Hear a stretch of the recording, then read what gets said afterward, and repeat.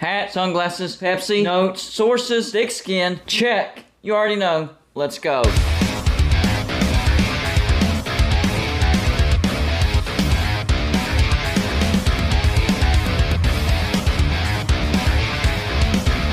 Golden Blued is a college football YouTube channel for entertainment. So make sure to hit that like and subscribe button. And let's get into our next college football video. Bill, what are you doing over there at Florida?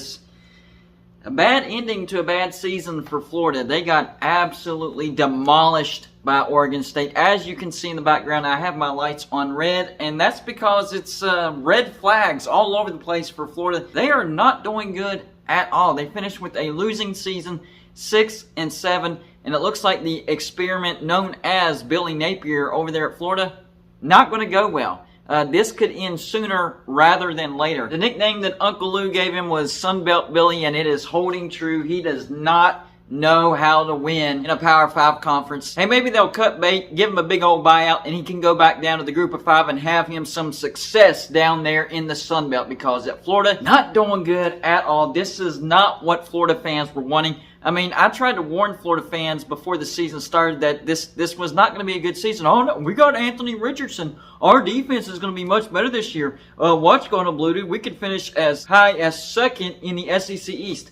Yeah, that did not happen at all. You barely finished above Vanderbilt for dead last. You got beat by Vanderbilt. Think about that, Florida fans. You got beat by Vanderbilt. And I know. I'm a West Virginia fan. You're a West Virginia fan. You have no reason to be talking about Florida. You have no right to be talking about Florida. Listen, I get it. I've made probably 30 videos on just how stinking bad West Virginia is. But that doesn't change the fact that Florida's pretty bad too. You're not very good. So this year, Florida averaged 31.8 points per game. 43rd. So not a terrible offense, but still not that good. But the defense was terrible, allowing 28.8 points per game, which was 91st. That's a bad defense. Not quite as bad as West Virginia's, but still pretty bad. You averaged 227.5 passing yards a game. You averaged 213.7 rushing yards a game, averaging 441.2 total yards a game. So once again, the offense, not terrible. Not great, but not terrible. Defense, though, my gosh. Allowing 239.7 passing yards a game, allowing 176.2 rushing yards a game, and allowing a total of 415.8 yards a game. Not a good defense at all. So let's run through the nightmare of a season for Florida. It actually got off to a pretty good start. You beat number 7 Utah at home 29-26, and it was because Cameron Rising tried to force that last pass. Listen, if he would have just thrown an incompletion, Utah could have kicked a field goal, sent it to overtime, and I think Utah would have won that football game. What happened? He threw an interception, ball game over, and Florida somehow beats a top 10 team. Imagine that. A terrible Florida team still has a win over a top 10 Utah. At least you have that feather in your hat. And Florida goes from non-ranked to number 12 because of that win. What happens the next week? Well, they get number 20 Kentucky at home. This should be an easy win, right? You just beat a top 10 Utah? No. You looked bad, too. You lost 26-16 and immediately proved the AP poll to look like idiots because you should have been ranked number 12. What were they thinking? Oh, they beat a top 10 team. They should go from non-ranked number 12. No, that's too big of a jump. I understand you want to rank them because they just beat a top 10 team, but maybe in the lower 20s. That's about it. Number 12, that was insane. After that, you barely beat a one-win USF. One win. That's how many wins they had the entire year. Barely beat them. Survived them at home, 31-28. After that, you go on the road to number 11, Tennessee. Had a pretty good game, only lost 38-33, so there was a bright spot in your season. Then you played FCS Eastern Washington at home. Whooped them, of course, 52-17. Stayed at home, beat Missouri 24-17. Survived mighty Missouri, who finished the season 6-6. Then you lost to LSU again, 45-35. How many years in a row does that make? Like 3 years in a row? You just can't beat LSU, can you? Then, of course, neutral site game, largest cocktail party in the nation. Number 1, Georgia, and yes, predictable. You lose 42-20. You weren't even competitive.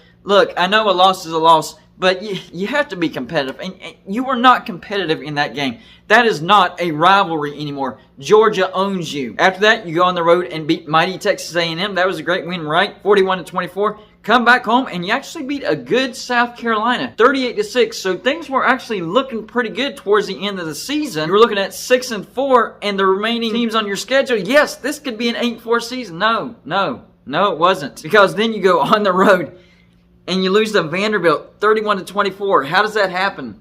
I know Vanderbilt was better this year, but how does that happen?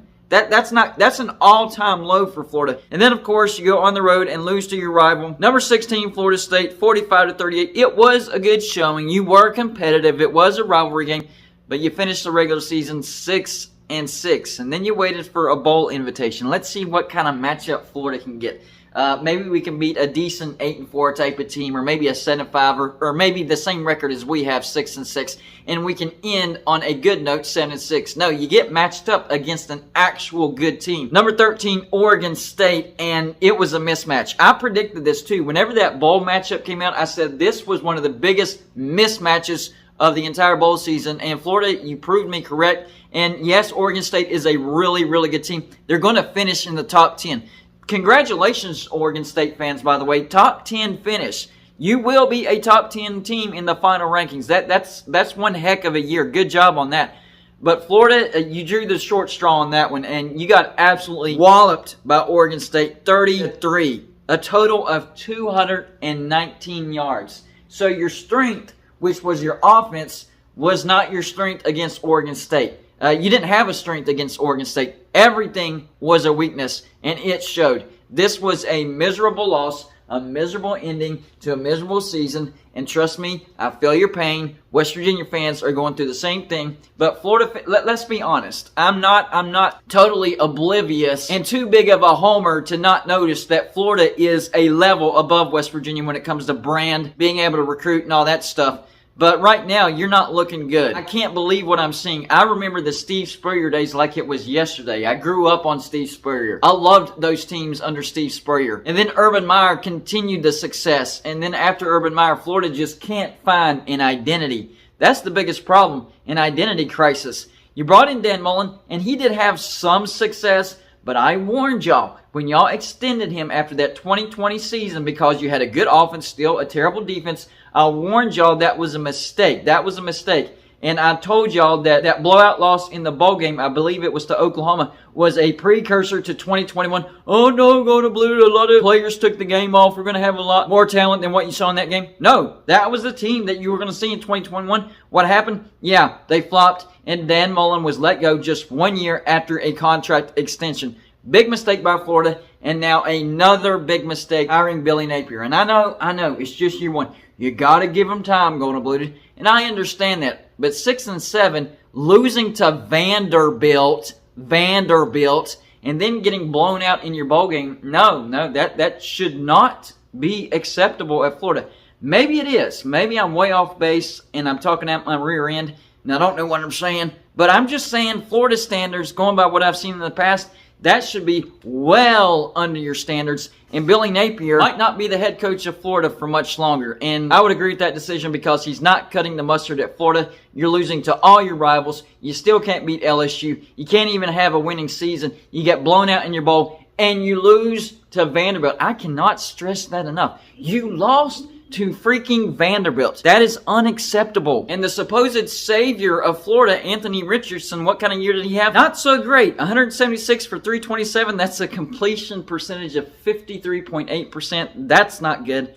Threw for 2,549 yards, 17 touchdowns, 9 interceptions. He was pretty good on his feet, though. 103 carries for 654 yards, 6.3 yards a carry, and 9 touchdowns. Maybe you should have ran him more because with his arm, he was not good at all. In fact, Anthony Richardson was a liability to Florida. He's transferring out of Florida thinking he's going to have a lot of success somewhere else. No, you're just not very good unless they decide to run you more because he's pretty good with his legs. But with his arm, not good at all. That was also a failed experiment in Florida. So where Florida goes from here, I don't know. But this year was unacceptable according to Florida standards. And most of the SEC East is just pointing and laughing at Florida. Even though you beat South Carolina, they had a much better season than you did. I guess they just didn't show up that game. But trust me, most of the SEC is laughing at Florida. Even Missouri, who finished 6-6, which was the same as the regular season as Florida. But they're Missouri. And I'm not saying Missouri is a bad team, but their standards not quite